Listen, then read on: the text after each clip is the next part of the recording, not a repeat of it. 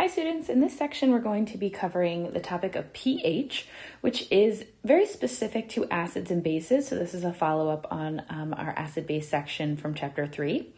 But whenever we talk about the concentration of an acid or base, it's often tied in or linked with the pH. So we're going to introduce what that is, and you'll see it throughout the year, but it'll also make a reappearance in chapter 16.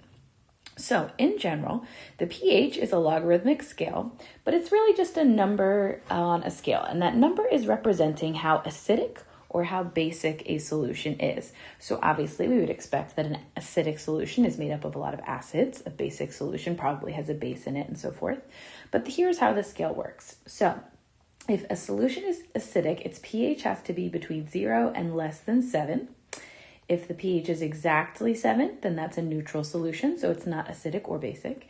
And then a basic solution is any pH ranging from greater than 7 up to 14. So the way I keep this scale straight is I always think to myself, big numbers are basic. So that double B there, the higher the number, the more basic the solution is. And you can see that many household items fall somewhere on our pH scale. So things like lemons, limes with citric acid, they're on the lower end, the acidic end of the scale. And then you have things like a lot of your cleaning products are on the higher end, on the basic end of our scale, okay? Now, if we are looking at the pH of something, we can calculate a number of other items as well. So the pH is the one that we use to decide whether or not something is acidic, basic, or neutral. But we can also, from that, gather information about the hydrogen ion concentration, or H plus concentration. Remember that H plus and H3O plus can be used interchangeably, so just keep that in mind. These are one and the same. Likewise, we could also find out information about the hydroxide ion concentration, and then there's also this value called the pOH, which is essentially just the reverse of our pH scale.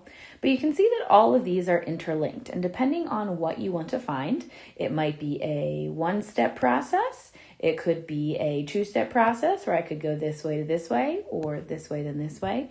It all depends on what you're solving for. And there are 6 different equations. So these first two, those are the same equation, but rearranged. So if you're familiar with logs, you'd see that those are the same equation rearranged. If not, we can just memorize them as separate equations.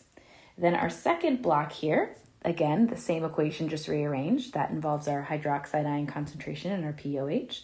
And then last but not least, we have these two. So 6 equations in total, or 3 if you are just rearranging, but you can also think of them as all 6. So what we'll do is you'll be given one of these values and then maybe asked to find one or more of the other 3. So let's check out some examples. So here's our first one. It says determine the pH of the following aqueous solutions. So pause for a moment, see if you can figure out part A and B based on the formulas. Part C has a little bit of extra to it, but pause, see what you can do, and press play when you're ready to see the solution. Okay, so for part A, if we already know the hydrogen ion concentration, we would find the formula that we could plug the H plus concentration into. And what we would see is that this pH equals the negative log of our hydrogen ion concentration will get us that pH relatively easily. So you would plug in on your calculator negative log and then put in that number 0.0230. When you do that, you would get 1.638. Now, there's no unit on our pH or pOH. That P just stands for power. Again, it's just kind of a number on a scale. So no unit, but I do know that because that pH is less than 7, this would be an acidic solution. Now, as far as sig figs go, there are special rules with logs, but we'll worry about those in chapter 16. For now, don't worry about those. For part B, this one's much easier. For part B, I would use this formula that the pH plus the pOH have to equal 14. So if my pOH is 3, basically I'm just subtracting it, right? So I would find that my pH, when I do 14 minus 3, is just 11. So there's my pH this time. Because my pH is greater than 7, this would be a basic solution.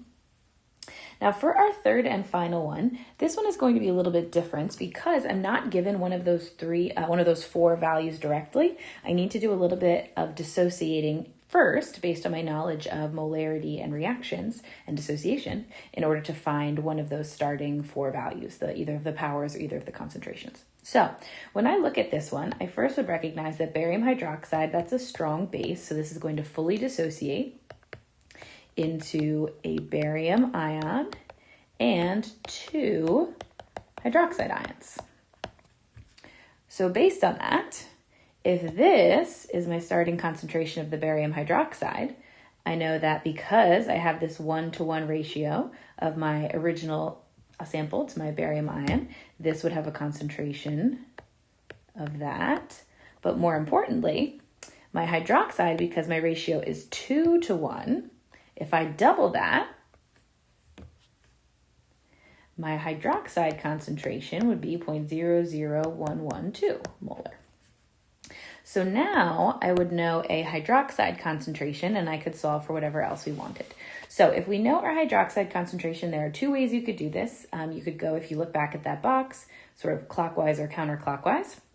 But I'm going to find my POH. So what I know is that my POH is equal to the negative log of the hydroxide concentration. So that would be the negative log of 0.00112.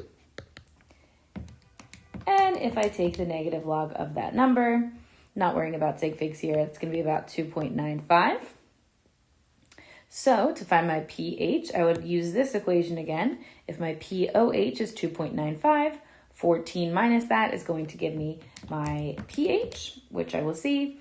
My pH then is about 11.0 again, or 11.05 if you want to add extras. But again, don't worry about your sig figs here. So that is my sort of little exploration of pH, POH, how they're all related, how this ties in with what we talked about in chapter 3. So why don't you guys try this example, pause the video, try it on your own, press play when you're ready to see the solution. Okay, when you look at your solutions here, you can see this first one, I used the pH plus POH equals 14 to find my POH. I then used this equation to find my concentration. You could have also gone in reverse. I could have found my H plus concentration and then used this pink equation here. I still would have gotten the same thing. POH for the second one, so then I just had to use this equation to get my concentration. This one we had to do a dissociation again, recognizing that my hydrogen ion concentration here is going to be double whatever I have in my original concentration there. Once I had my H plus concentration, then I plugged it in here to find my OH minus concentration. All 3 of these, make sure you have the M for molar on your answer because these are all, again, concentrations.